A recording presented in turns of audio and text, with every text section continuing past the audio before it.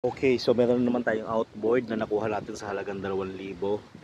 Ito, Yamaha siya. Yamaha na 2 horsepower. Yan. Napakarami niyang kulang. Stock up, may basag, may crack. Tinignan ko na ito noong nakaraan. Wala rin siyang ignition coil para sa spark plug. Medyo ito gumagalaw, ito gumagalaw pa ito, pero dito tingin ko yung piston niya naka-stuck kasi ganyan lang ang galaw niya. Yan. Tapos yan, hindi lumiliko ang itong hindi nagsiswivel pillar niya, medyo matigas din iangat. Tapos basag ito. Ayan. May basag. Kulang ng plate dito sa likod, yung cover ng carbs. Ayan.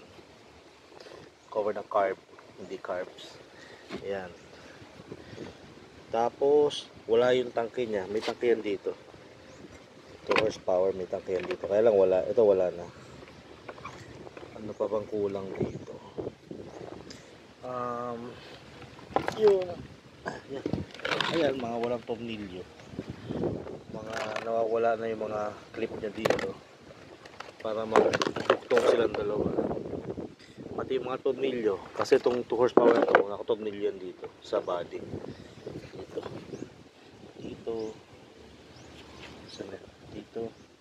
Dito at saka dito kasi yung ignition coil na nakakabit dyan. Ayan, gumagalaw pa ito pero stuck up na yung yung kanyang pin. Ito yung pin niya, ito basag.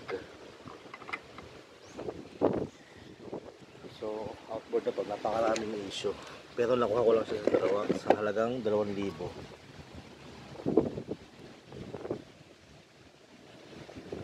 Ayan. At saka, since wala yung tangke niya, wala yung kanyang fuel tap. May fuel tap yan dito. Nakakolect yun dun sa fuel tank.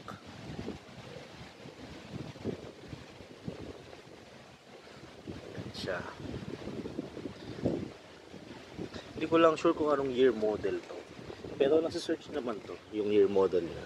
Iaano mo lang yung kanyang serial number. I-enter mo lang online, tapos makikita mo kung anong year siya ginawa.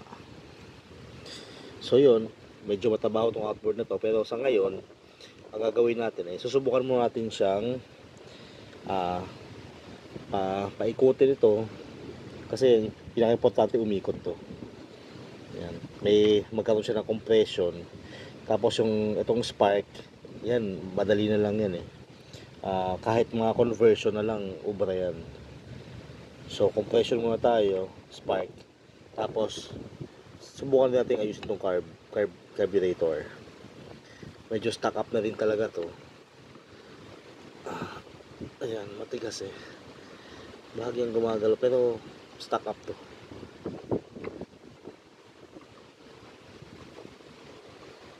Ito rin, subukan na rin natin weldingin to.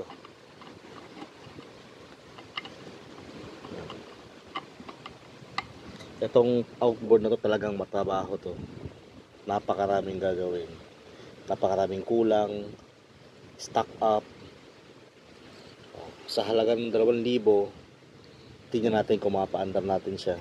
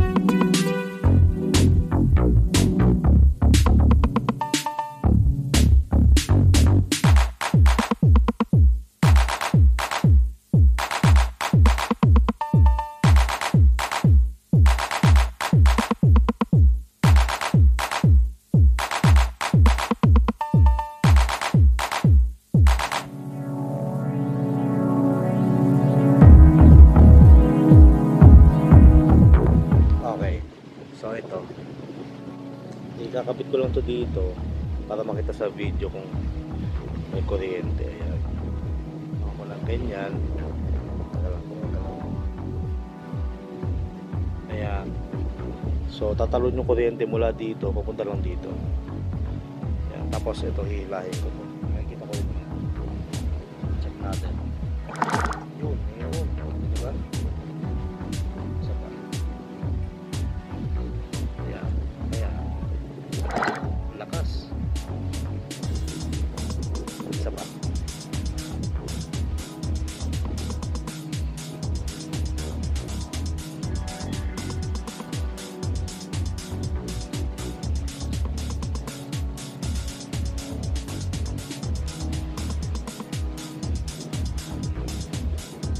Makita na siya. Yan. Alam, nakatumal sa akin.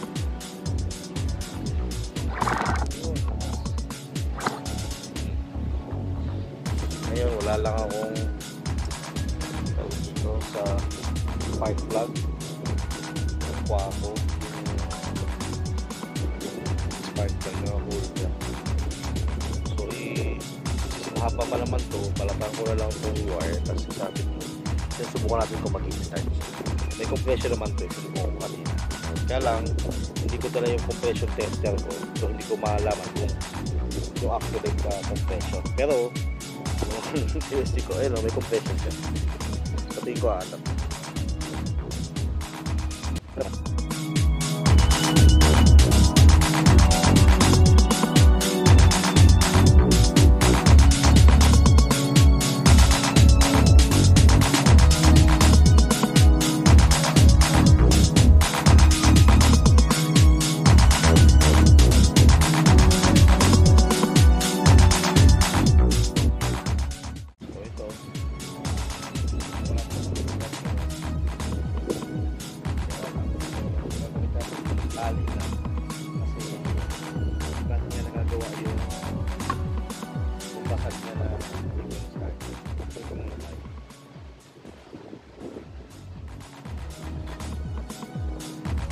Kapit lang tayo ng carb cleaner yan.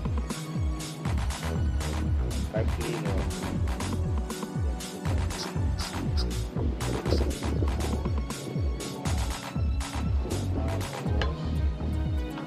Masyado kasi mahaba itong line.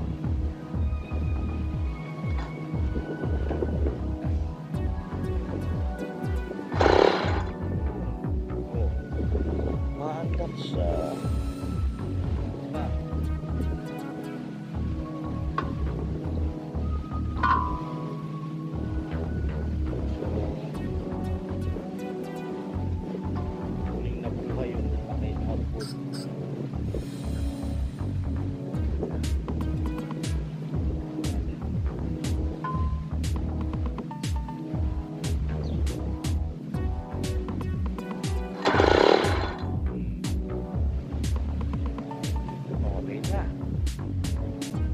Okay, so ito yung carburetor. Bubuksan natin ito ngayon para malaman natin kung anong kondisyon.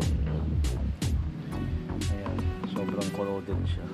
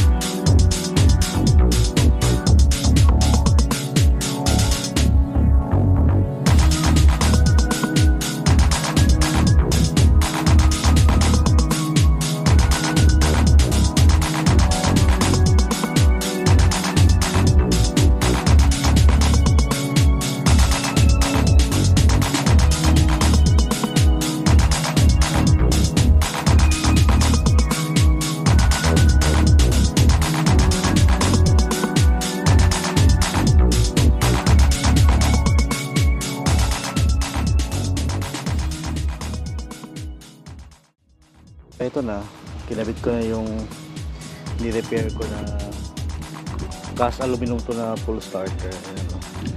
Meron ko ng aluminum. Hindi lang maganda yung pagkakaweld ko, pero tibay. Tibay. Okay na yan. Sinubukan ko na rin siya ilahin. Good naman siya. Tapos ito na rin yung carb. Kinabit ko na rin to. Ayan. Nilinis ko na rin to.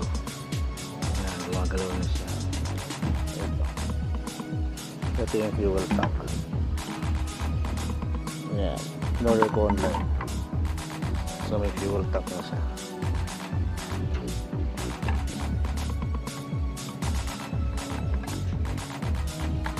Ayan.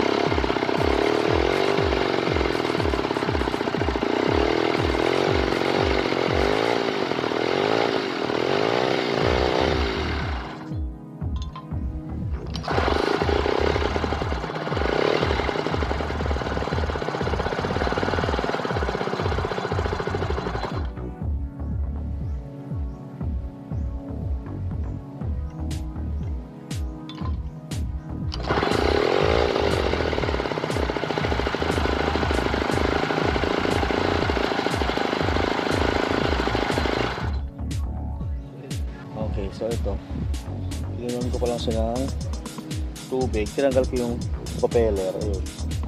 Para hindi maubos yung tubig. Testing natin yung kanyang impeller.